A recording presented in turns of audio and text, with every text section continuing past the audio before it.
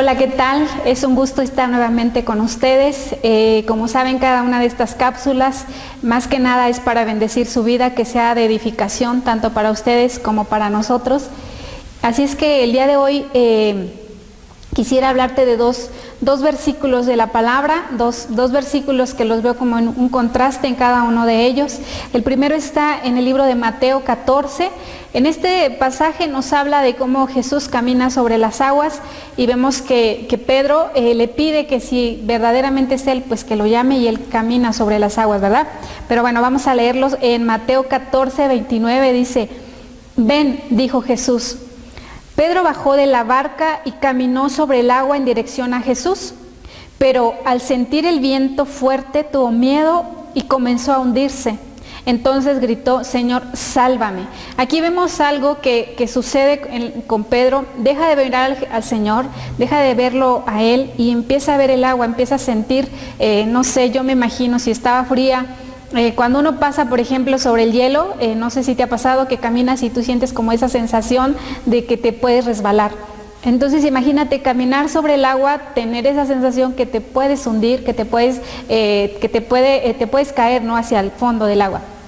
Bueno, esto sucede con Pedro. Dice que él siente ese aire fuerte o este viento fuerte y siente que puede hundirse, ¿verdad? Y pasa que ve el agua y se hunde. Por eso es que le grita al Señor: «Sálvame». Aquí estamos viendo cómo las circunstancias, y muchas veces hemos comparado este versículo, que las circunstancias, a veces que las empezamos a ver, nos empiezan a ya sea atormentar, a angustiar, a preocuparnos. Y yo sé que en este tiempo de pandemia, en este tiempo que han sido muchos meses de estar en casa, de preguntarse cuándo vamos a salir, o de quizás de estar pasando un tiempo donde has perdido un familiar, donde has perdido un ser querido y estás quizás con un dolor, con una situación que ha afectado tu vida, como a muchos de nosotros, ¿verdad?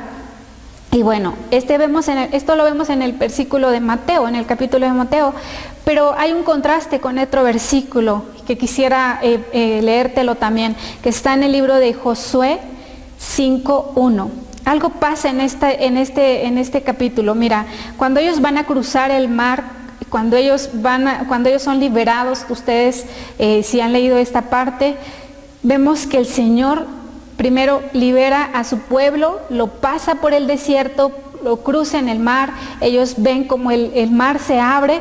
Y sabes, los reyes alrededor de las naciones empieza a llegarles esa noticia, les empieza a llegar esa información, que ese Dios poderoso, que ese Dios de Israel los sacó de su tierra, los sacó de una tierra de sus enemigos, los lleva a una tierra prometida, los está pasando por ese desierto, pero ven una victoria sobre este Dios poderoso que este pueblo enemigo no conoce.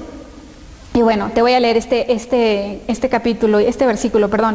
Josué 5:1 dice: «Todos los reyes amorreos que estaban en el lado oeste del Jordán y los reyes cananeos que estaban cerca del mar Mediterráneo supieron que el Señor había secado el agua del río Jordán mientras los israelitas lo cruzaban.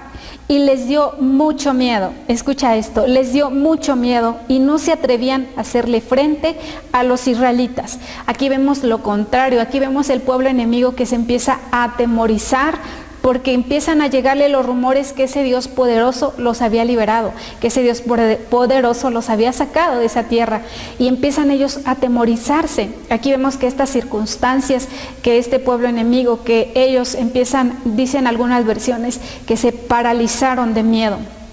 ¿Por qué estos versículos? ¿Por qué ver este constante temor en ellos? ¿Por qué ver este contraste en ellos?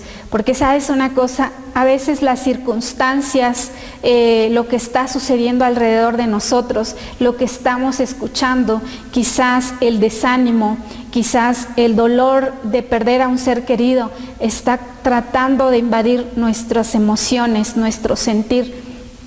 Y el deseo de nuestro corazón para tu vida y para mí es que sigamos mirando a Jesús, sigamos mirando a aquel que nos ha libertado, que nos ha trasladado, dice, de las tinieblas a la luz admirable. El que dice que por sus llagas nosotros hemos sido sanados. Seguir mirando a ese Jesús que a pesar de la tormenta, que a pesar de las voces, Él sigue en el trono, Él sigue sentado ahí en ese lugar especial, en ese trono celestial, donde Él ha vencido, donde Él nos ha dado la victoria. Y que algo sucedió en este pueblo, cuando ellos cruzan, cuando ellos pasan del otro lado, ese pueblo enemigo termina conquistándolos a ellos. Ese temor que ellos tenían, terminan pasándoselo al pueblo de Israel. En algunos versículos dice, no consultaron al Señor y tomaron decisiones sin consultar a Dios, y vemos que ellos caen en esa maldición, o caen en manos de ese pueblo enemigo.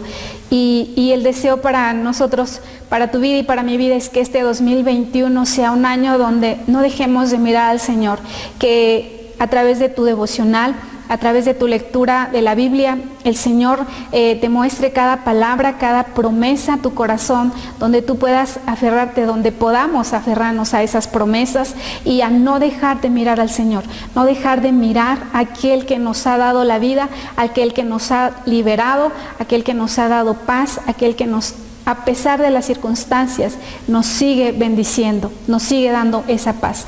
Y quisiera orar con esta